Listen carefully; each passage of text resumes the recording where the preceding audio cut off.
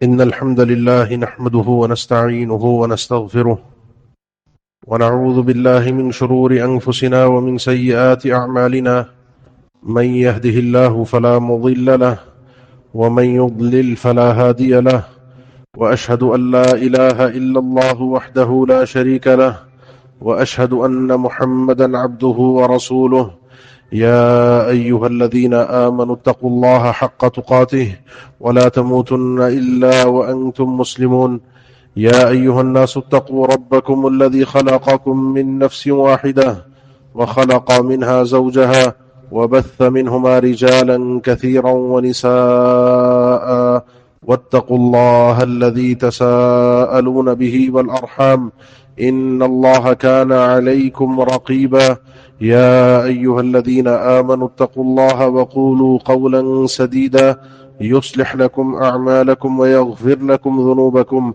ومن يطع الله ورسوله فقد فاز فوزا عظيما أما بعد فإن أصدق الكلام كلام الله وخير الهدي هدي محمد صلى الله عليه وسلم وشر الأمور محدثاتها وكل محدثة بدعة وكل بدعة ضلالة وكل ضلالة في النار أعوذ بالله من الشيطان الرجيم بسم الله الرحمن الرحيم يا أيها الذين آمنوا اتقوا الله ولتنظر نفس ما قدمت لغد واتقوا الله إن الله خبير بما تعملون۔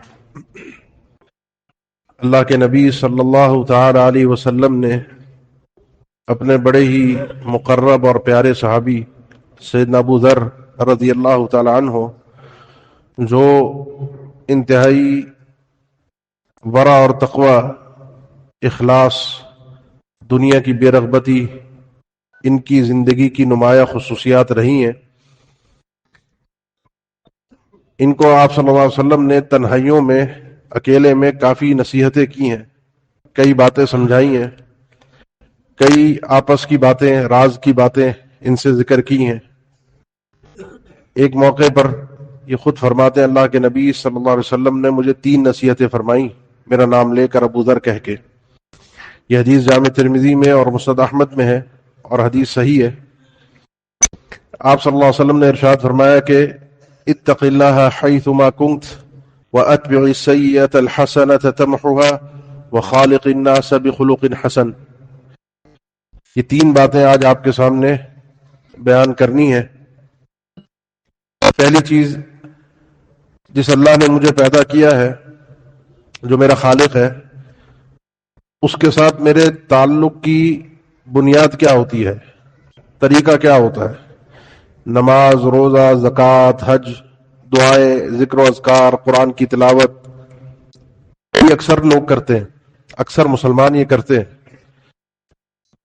ان تمام عبادتوں کا مقصد بھی اور اللہ سے تعلق کی بنیاد بھی وہ اس ایک جملے میں ہے، اتق اللہ حیثما کنت۔ جو بندہ جملہ اپنے اندر اتار گیا، اپنے اندر اس کو سما گیا، اس کے اوپر عمل کر گیا، وہ کامیاب آدمی ہے۔ بھئی دیکھو، اللہ سے ڈرنا جہاں کہیں بھی تم ہو۔ 3 باتیں اس حوالے سے سمجھ لیجئے، میں زیادہ تفصیل نہیں کروں گا کیونکہ بات پوری کرنی ہے اپنے وقت میں۔ تقویٰ کا معنی، مفہوم آپ اچھی طرح جانتے ہیں، سنتے رہتے ہیں۔ انسان وہ سب کچھ کرے جو رب العالمین نے کرنے کو کہا ہے اللہ کی رضا کی خاطر، اور وہ سب کام چھوڑ دے جس سے رب العالمین نے منع کیا ہے، وہ بھی اللہ کی خاطر۔ اپنے اندر عبادتوں کے بعد انسان ایسی صلاحیت محسوس کرے جس کو زندہ ضمیر کہا جاتا ہے، جو آپ کے اندر سے ایک آواز آتی ہے جب آپ گناہ کرنے لگتے ہیں کہ نہ کر، چھوڑ دے۔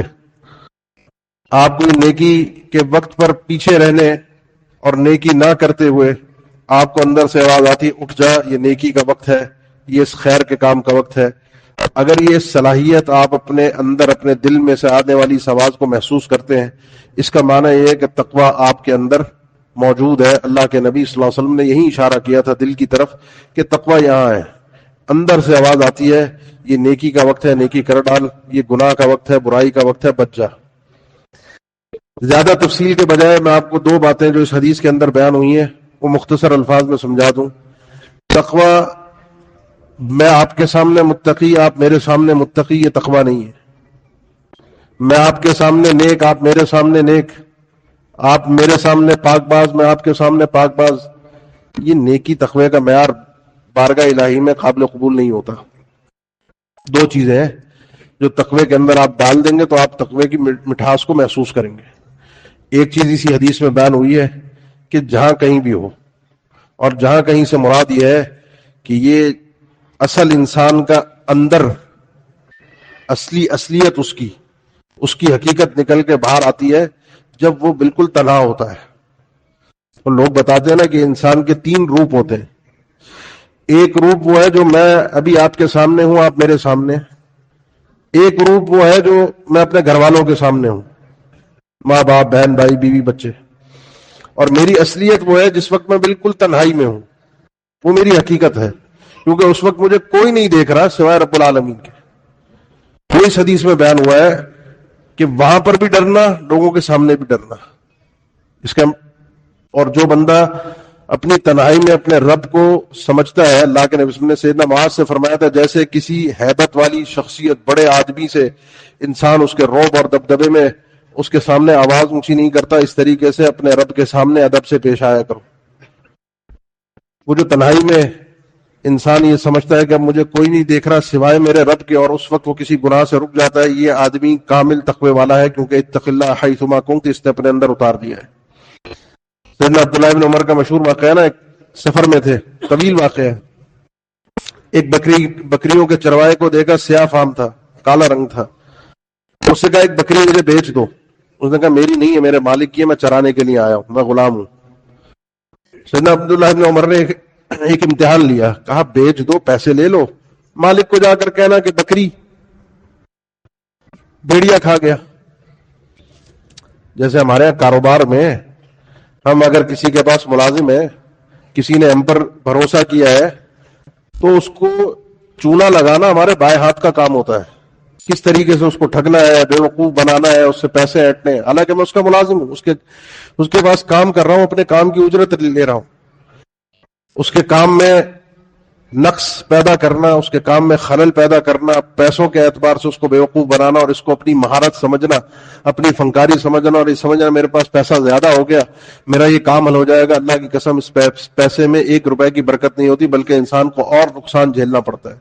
یہ پیسہ جیسے آتا ہے نا، ویسے کا ویسے ہی نکل کے جاتا ہے. اس کو اپنی زندگی میں تجربے اور مشاہدے سے آپ دیکھ سکتے ہیں.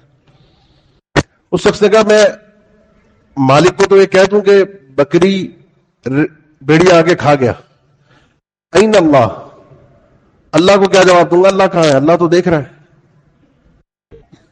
واقعہ آگے چلتا ہے، لیکن یہ جو جملہ ہے نا، یہ اتق اللہ حیثما کنت، یہ جب کوئی نہیں دیکھ رہا، ہمارے اپنے سارے معاملات، اپنا کاروبار، اپنے میل جول، اپنے تعلقات، اپنی رشتہ داریاں، اپنا گھر، اپنا بستر، اپنی نمازیں، ان سب چیزوں کے اندر انسان کے ذہن میں ایک تصور بس جائے کہ میں نے اپنے رب کو دکھانا ہے اور میرا رب مجھے دیکھ رہا ہے. یہ اس آدمی نے اپنے دل کو زندہ کر لیا.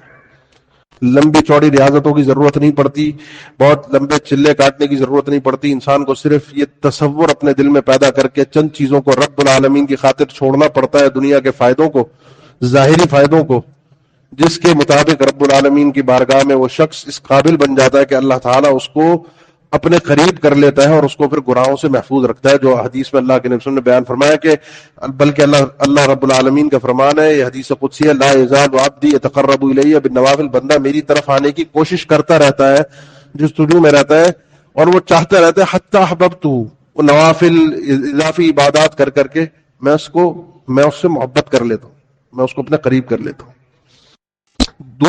تیسری چیز جو اس تقوی کے معیار میں آپ کو سمجھانی ہے وہ یہ ہے کہ تقوی مجھ سے بہت ساری حلال چیزوں کو چھوڑنے کا بھی تقاضا کرتا ہے حرام سے بچنے کے لیے.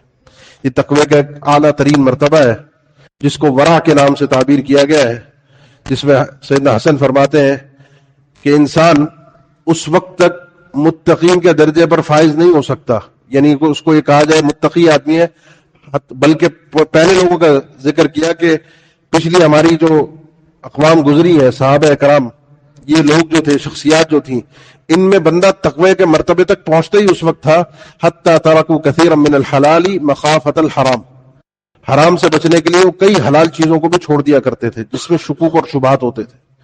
اس میں اللہ کے نبی صلی اللہ علیہ وسلم سے بھی ایک الفاظ یوں بھی مروی ہے کہ انسان اس وقت تک لا یبلغ العبد مرتبۃ المتقین او کما قال صلی اللہ علیہ وسلم، بندہ اس وقت تک متقین کے مقام کو نہیں پہنچ سکتا جب تک وہ آدمی ان چیزوں کو نہ چھوڑ دے، حتی یدع ما لا بأس به مما به بأس، ان چیزوں کو نہ چھوڑ دے جس میں اس کو کوئی حرج نظر نہیں آتا، کوئی مسئلہ نہیں ہے، اس لیے کہ اگر ان میں پڑ گیا تو کل کو ان چیزوں میں بھی پڑ جاؤں گا جن میں مسئلہ ہے.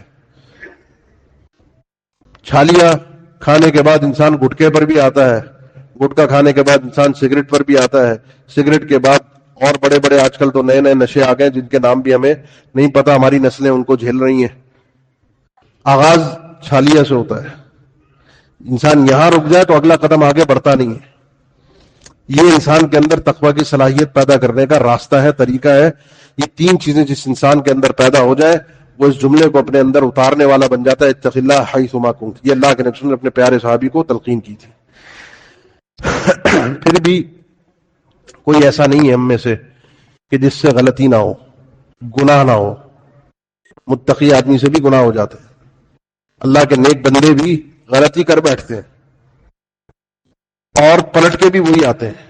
تو اللہ اور بندے کے جب معاملات کے اندر انسان سے اونچ نیچ ہوتی ہے، اور ہوتی ہے، غلطی ہوتی ہے، اس کے بعد جو اگلا درجہ ہے وہ اللہ کے نبی صلی اللہ علیہ وسلم نے یہی بتایا کہ اس میں اپنے آپ پر بھلا یہ کرو، اپنے ساتھ خیر خواہی یہ کرو کہ اللہ کے تعلقات میں کبھی اتار چڑھاؤ ہو، تم سے کشیدگی ہو جائے، تم کوئی اونچ نیچ کر بیٹھو تو اتبع السیئۃ الحسنۃ تمحوها، گناہ کے بعد اس کے پیچھے پیچھے نیکی آ جانی چاہیے. نام اعمال میں گناہ کے بعد فوراً نیکی درج ہو جانی چاہیے. اس سے ہوگا یہ کہ یہ نیکی تمہارے اس گناہ کو مٹا دے گی. اب سوال یہ نیکی کون سی ہے جو گناہ کو مٹاتی ہے؟ اس میں بھی تین باتیں سمجھیے گا. دو باتیں ہیں نیکی کی اور ایک بات ہے اس کو مٹانے کا طریقہ کار. نیکی سے مراد بعض اہل علم نے توبہ ذکر کی ہے کہ یہاں پر گناہ کے بعد نیکی سے مراد توبہ ہے، توبہ کر لو تاکہ وہ توبہ اس گناہ کو مٹا دے. کیونکہ انسان جو ہے وہ اپنے گناہ سے تین طریقے سے جان چھڑاتا ہے. ایک ہے اصلی توبہ گناہ سے، ایک ہے نیکیاں، عام نیکیاں جن کا تذکرہ آگے میں کر رہا ہوں، اور ایک ہے انسان پر آنے والی مصیبتیں، تکلیفیں، پریشانیاں جو اس کے گناہوں کا اس کے لیے کفارہ بنتی ہیں. یہ تین طریقے ہوتے ہیں جو ابن قیم نے بھی ذکر کیے ہیں کہ یہ ایک نہر ہے پاکی کی، طہارت کی ایک نہر ہے گناہوں سے، جس سے اللہ تعالیٰ بندے کو دنیا میں گزارتا ہے. جو ان نہروں سے گزر کر پاک ہو کے وہاں پہنچ گیا وہ بچ گیا، لیکن جو ان تین نہروں میں سے کسی سے بھی پاک ہو کر، اس پانی سے پاک ہو کر نہیں پہنچا، اس کو وہاں نار جہنم میں، آگ میں پاک ہونا پڑے گا. وہ گند اور غلاظت اپنے آپ سے اتار کے صاف ستھرا ہو کے جہنم میں جانا پڑے گا. تو یہ تین راستے آج ہمارے پاس کھلے ہوئے ہیں، جس میں ایک توبہ ہے جو خاص طور پر کبیرہ گناہوں کے لیے ہی ہے.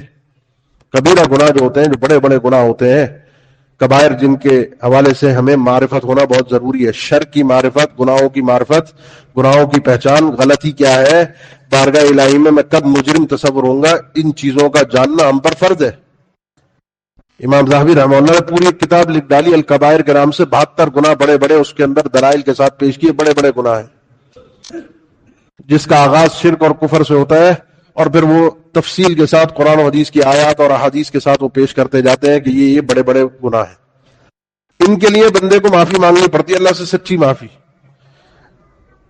اور اسی کے ساتھ اہل علم نے مفہوم ذکر کیا ہے کہ یہ گناہوں کو یہ چیز مٹا دیتی ہے نیکی، کیونکہ انسان جب کسی گناہ سے توبہ کر لے اور سچی توبہ کر لے تو اس کا مزہ یہ ہوتا ہے کہ زندگی میں جب کبھی اس کو گناہ اپنا یاد آتا ہے، جب کبھی یاد آتا ہے، وہ شرمسار ہوتا ہے اور فوراً دوبارہ اللہ سے استغفار کرتا ہے. ایک ہی دفعہ گناہ کیا تھا اور استغفار وہ مرتے دم تک کرتا ہے، توبہ مرتے دم تک کرتا ہے، شرمسار مرتے دم تک ہوتا ہے. اس کی یہ ندامت، یہ حسرت بارگاہ الہی میں اس کو اونچا مقام دلواتی ہے. وَأَتْبِعِ السَّيِّئَةَ الْحَسَنَةَ. اور دوسرا مفہوم جو حسنہ کا اہل علم نے ذکر کیا ہے وہ ہے عام نیکیاں، جس کا آغاز ہوتا ہے وضو سے، جس کا آغاز ہوتا ہے نماز سے، مسجد کی طرف چل کے جانے سے، روزہ، زکوٰۃ، حج، جمعہ، رمضان کے روزے، عمرہ، یہ ساری عبادتیں جن کے میں نے نام لیے احادیث میں اللہ کے نبی نے صراحت کے ساتھ ذکر کیا ہے. من توضأ فاحسن الوضوء، جو شخص اچھے انداز میں وضو کرتا ہے خوبصورت سنت کے مطابق، گناہ اس کے ہاتھوں سے اس طریقے سے جھڑتے ہیں کہ انگلیوں کے اندر جو ناخنوں کے اندر کی جگہ ہے یہ حتی تخرج من تحت اظفارہ، اس کے ان ناخنوں کے بیچ سے بھی گناہ نکل جاتے ہیں. نیکی، گناہ کیا اس کے بعد نیکی، مسجد کی طرف آیا چل کر اس کے قدم قدم کے اٹھنے پر یہ ایک ایک قدم اس کے لیے اس کے گناہوں کا کفارہ. نماز پڑھتا ہے رکوع سجدے میں جاتا ہے گناہ گرتے جاتے ہیں. الجمعۃ الی الجمعۃ رمضان الی رمضان مکفرات لما بینہن، عمرے کے بارے میں یہ حدیث ہے. حج کے بارے میں تو اللہ کے نبی صلی اللہ علیہ وسلم نے فرمایا جس نے ایسا حج کر لیا جس میں کوئی غلطی نہیں کی، کوئی فسق و فجور نہیں تھا، کوئی اس میں خلاف شریعت بات نہیں تھی، کوئی گناہ نہیں تھا، یہ آدمی پلٹ کے ایسے ہی گھر کو لوٹتا ہے جیسے آج ہی یہ انسان اس دنیا کے اندر پیدا ہو کر آیا ہے. اور اس حدیث کے متعلق تو خاص طور پہ کئی ایک اہل علم گئے ہیں کہ حج جو ہے وہ کبائر کو بھی معاف کر دیتا ہے. حج کے ذریعے سے اللہ تعالیٰ کبائر کو بھی معاف کر دیتا ہے. یہ گناہ کے بعد نیکی کا تصور جو ہے یہ مومن کے اندر زندہ ہوتا ہے، کیونکہ جہاں جہاں اللہ سے تعلقات میں تقویٰ کے معیار میں کشیدگی آئی اس بندے نے فوراً اپنی نیکی کے ذریعے سے اپنے گناہ کو مٹانے کی کوشش کی. جو تیسری بات اس تعلق سے کرنی تھی وہ یہ تھی، سیدنا عمر ابن خطاب رضی اللہ تعالیٰ عنہ اسی آیت کے تناظر میں اپنا ایک منظر پیش کرتے ہیں. ورنہ تو قرآن مجید کی آیت جو 11ویں پارے میں سورہ ہود میں ان الحسنات یذہبن السیئات ذالک ذکری للذاکرین، اللہ کے نبی صلی اللہ علیہ وسلم کے پاس ایک شخص آیا، اس نے آ کر اپنی ایک غلطی ذکر کی، اللہ کے نبی یہ غلطی کر کے آ گئے. اب یہ تقویٰ ہے.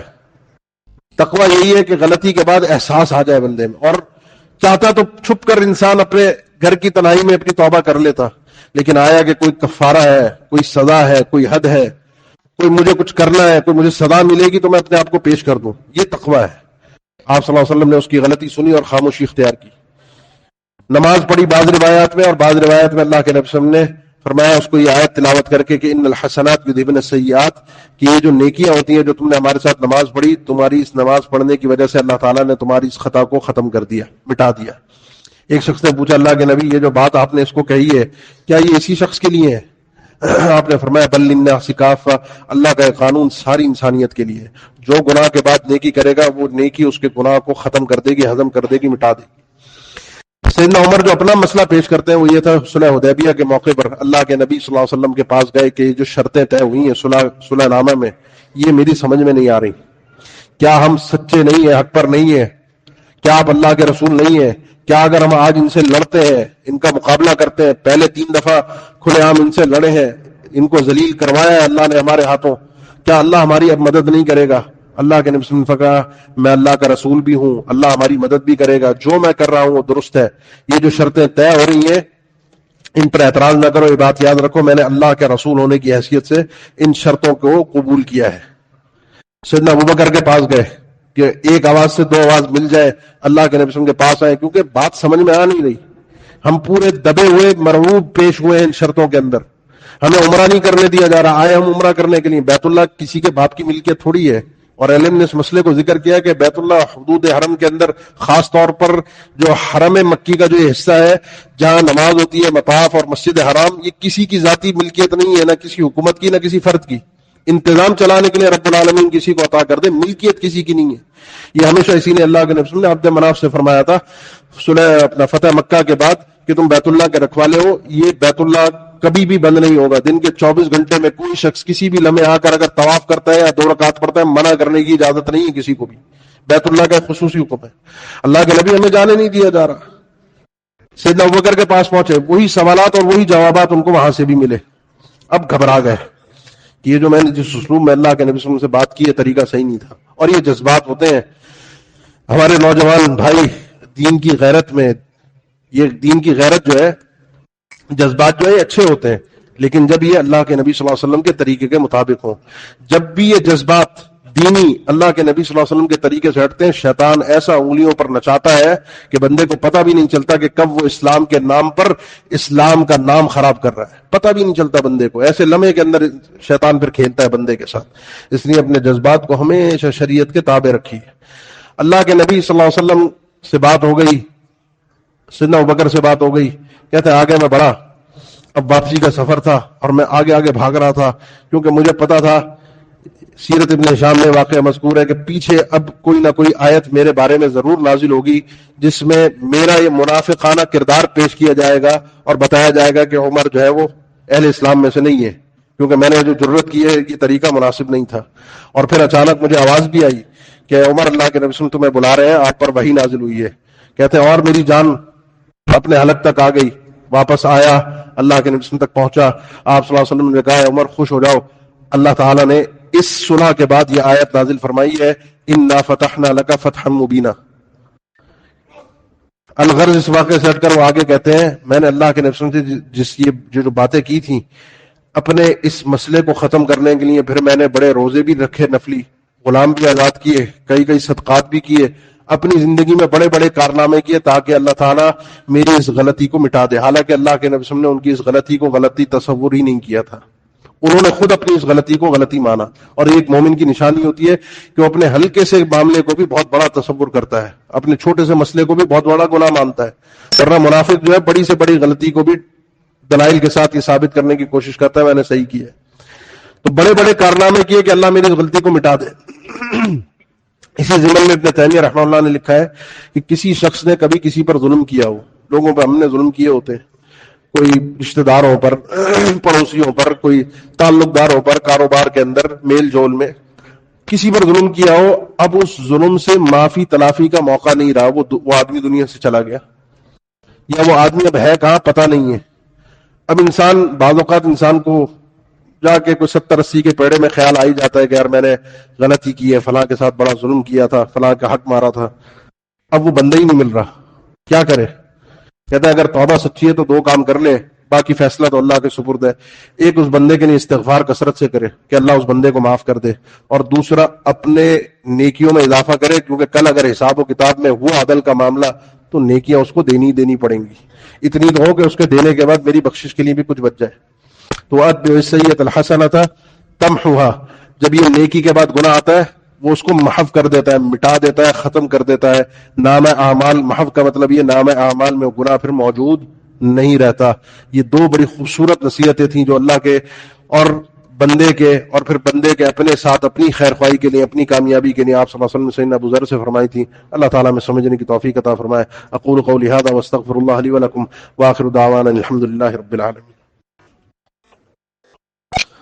الحمد لله على إحسانه والشكر له على توفيقه وامتنانه، وأشهد أن لا إله إلا الله وحده لا شريك له تعظيما لشأنه، وأشهد أن محمدا عبده ورسوله الداعي إلى رضوانه صلى الله عليه وعلى آله وأصحابه وإخوانه وسلم تسليما كثيرا، أما بعد۔ آخری بات آپ صلی اللہ علیہ وسلم نے ارشاد فرمائی، اور یہ پورا دین کا خلاصہ ہے، وخالق الناس بخلق حسن، بھئی لوگوں سے ملنا پڑتا ہے، اس میں تمہارا خلق جو ہے، کردار جو ہے وہ بڑا خوبصورت ہونا چاہیے۔ بات بڑی لمبی ہو سکتی ہے اس پر، لیکن میں 4 بنیادی چیزیں آپ کو سمجھا دوں، اور وہ 4 بنیادی چیزیں یہ ہیں کہ اگر آپ اللہ کے نبی صلی اللہ علیہ وسلم کے طریقے کو اپنانا چاہتے ہیں ہر چیز میں، کیونکہ اتباع صرف نماز میں، حج میں، روزہ رکھنے میں اتباع صرف اس چیز کا نام نہیں ہے، اتباع یہ ہے کہ اللہ کے نبی صلی اللہ علیہ وسلم کیسے اٹھتے بیٹھتے تھے، آپ کس طرح گفتگو کرتے تھے، آپ کا سلام کرنے کا انداز کیا تھا۔ جس شخص کو اپنے آپ کو متبع کہلوانا ہے اس کو پوری طریقے سے رنگ اپنے اوپر چڑھانا پڑے گا، صرف عبادات میں نہیں، مسجد میں نہیں، مسجد سے باہر بھی۔ اور اللہ کے نبی صلی اللہ علیہ وسلم نے اسی لیے فرمایا کہ میں تم میں سب سے زیادہ بہترین اخلاق والا آدمی ہوں، میں وہ آدمی ہوں کہ جس کے متعلق رب العالمین قرآن مجید میں انک لعلی خلق عظیم، اللہ کے نبی صلی اللہ علیہ وسلم کے متعلق سیدہ عائشہ سے پوچھا کہ آپ نے فرمایا کان خلق القرآن، آپ صلی اللہ علیہ وسلم فاحش نہیں تھے، بد زبان نہیں تھے، بدگو نہیں تھے، آپ کی زبان مبارک سے کبھی گالی نہیں سنی گئی، زندگی میں کبھی آپ نے جھوٹ نہیں بولا، کبھی اپنے خدمت گزاروں کو 10 سال سیدنا انس نے خدمت کی، کبھی کسی مسئلے پر ڈانٹا نہیں، پوچھا نہیں۔ اللہ کے نبی صلی اللہ علیہ وسلم کے اس طریقے کو ایک تو اپنے زندگی میں اپنا لیجیے۔ دوسری بات، آپ کی زبان ہے جو سب سے زیادہ انسان کے کردار کو کھول کر رکھتی ہے۔ تعلق ہوتا ہے، کنیکشن ہوتا ہے دل سے، دل میں پہلے بندہ سوچتا ہے کہ اس نے مجھے یہ کہا، میرے ساتھ یہ کیا، یا میں اس کے ساتھ یہ کروں، اس کو یہ کہوں، اس کے ساتھ یہ معاملہ کروں، یہاں سے آواز آتی ہے، اور یہاں سے جب آواز آنے لگے تو اپنے دل کو ایک آواز پہنچا دیجیے، وہ ہے اللہ کے نبی صلی اللہ علیہ وسلم کا فرمان کہ لا یؤمن احدکم حتی یحب لاخیہ ما یحب لنفسہ، وہ آدمی کامل مومن ہو ہی نہیں سکتا پکا کامل پورا ایمان نہیں ہو سکتا جب تک وہ اپنے بھائی کے لیے بھی وہی چیز پسند نہ کرے جو اپنے لیے چاہتا ہے. اس کو کہتے ہیں، یہ ایک طریقہ ہے، قرآن میں بھی کئی جگہ بیان ہوا ہے، حدیث میں بھی کئی جگہ، کہ انسان اپنے آپ کو سامنے والے کی جگہ پر رکھ کر سوچے کہ میں اس کی جگہ پر ہوتا، یا میرے ساتھ کوئی یہ کام کرتا، مجھے کوئی یہ گالی دیتا، میرے ساتھ یہ بدسلوکی کرتا، میرے ساتھ اس انداز سے پیش آتا، میرا کوئی پیسہ حق دبا جاتا، تو مجھے کیسا لگتا. بس سامنے والے کی جگہ ایک لمحے اپنے آپ کو لا کر سوچ لیجئے، اس دل سے جو آواز آئے گی وہ یہی ہوگی کہ جو اپنے لیے پسند کرتے ہو وہ اس کے لیے پسند کرو، اپنے لیے اگر اچھائی چاہتے ہو، اچھے الفاظ چاہتے ہو، اچھا کلام چاہتے ہو، وہ اس کے لیے کرو. یہاں سے کنیکشن جب اوپر آتا ہے دل کے بعد زبان پہ، اور زبان سے کچھ بولنے لگے، تو اللہ کے نبی صلی اللہ علیہ وسلم کے اس فرمان کو ہمیشہ ذہن میں لے آئیں کہ زبان سے 3 چیزیں نکلتی ہیں، یا گناہ کی بات، گالی، غیبت، یا کوئی نیکی، اور تیسری چیز ہے خاموشی. خاموشی اور نیکی یہ عبادت ہے. کسی گناہ کے موقع پر اپنی زبان کو روک لینا، گالی دیتے وقت بھی انسان اپنی زبان کو کنٹرول کر جائے، نیکی ہے، کیونکہ اس نے کیوں روکا ہے؟ اپنے رب کی خاطر. من کان یؤمن باللہ والیوم الآخر فلیقل خیرا او لیصمت. جو شخص اللہ اور آخرت پر ایمان رکھتا ہے زبان کو 2 موقعوں پر ہی استعمال کرے، یا تو بولنا ہے تو خیر بولے، نہیں تو چپ کر کے بیٹھ جائے. تیسرا آپشن جو گناہ کا ہے وہ بند ہے، وہ اگر کھل گئی زبان تو گناہ کھاتے میں آ جائے گا. یہیں سے اخلاق اور کردار نکل کے آتا ہے. 2 چیزیں اس کے ساتھ مزید شامل کیجیے، اور وہ ہے جو آپ کے کردار کو بہترین بنائے گی. فضول لا یعنی چیزوں میں پڑنا چھوڑ دیجیے. جس سے آپ کا کام نہیں ہے، جس چیز سے آپ کا تعلق نہیں ہے، اس کی طرف دیکھنا ہی نہیں ہے. دنیا کیا کر رہی ہے، باہر کیا ہو رہا ہے، دنیا کس طریقے سے چل رہی ہے، فلاں میرے متعلق کیا کہہ رہا ہے، فلاں نے کیا تبصرہ کیا ہے. آپ اگر اپنے آپ کو، اپنی تربیت، اپنے آپ کو سکھا لیں، سمجھا لیں کہ من حسن اسلام المرء ترکہ ما لا یعنی، جو چیز میرے فائدے کی نہیں ہے مجھے اس میں پڑھنا نہیں ہے. میرا فائدہ کیا ہے؟ میرا فائدہ آخرت میں اپنے رب کے سامنے اپنا سر اٹھا کر کامیابی سے جنت میں داخل ہو جاؤں. اس کے لیے کون سی چیز ہے جو مجھے کامیاب کروا سکتی ہے؟ اپنے وقت کو اس میں انسان صرف کرے. اور آخری چیز، انسان کی بد اخلاقی عام طور پہ ہوتی ہے جب وہ غصے میں ہوتا ہے. کئی ایک صحابہ کی طبیعت اور مزاج کو دیکھ کر اللہ کے نبی صلی اللہ علیہ وسلم نے ان کو خصوصی نصیحت کی تھی، لا تغضب، بھائی غصہ مت کرنا، غصہ مت کرنا. اور غصے کو کنٹرول کرنے کے طریقے ہیں. ان چیزوں کو جب انسان اپنی زندگی میں اتار لیتا ہے، طریقہ کار ہے یہ، میں نے آپ کو طریقہ کار بتایا ہے کہ جس کے ذریعے سے انسان اپنے آپ کو با اخلاق بنا سکتا ہے. باقی اخلاق کی فضیلتیں، اخلاق کے مراتب، اخلاق کی خصوصیات، ان کا مقام، شان، وہ آپ ان منبر و محراب سے سنتے رہتے ہیں. یہ 3 خوبصورت باتیں تھیں جو اللہ کے نبی صلی اللہ علیہ وسلم نے اپنے پیارے صحابی، جن کو کئی موقعوں پر کئی نصیحتیں کی ہیں، ایک موقع پر یہ نصیحت تھی، اتق اللہ حیث ما کنت، جہاں بھی ہو اللہ سے ڈرنا. گناہ ہو جائے تو گناہ کے بعد فوراً نیکی کرنا، وہ نیکی اس گناہ کو مٹا دے گی. اور لوگوں سے اگر ملنا تو اچھے برتاؤ، اچھے اخلاق کے ساتھ ملنا. اللہ تعالی ہمیں بھی ان نصیحتوں کو اپنی زندگی میں اتارنے کی توفیق عطا فرما دے جو آپ نے اپنے پیارے صحابی کو فرمائی تھیں.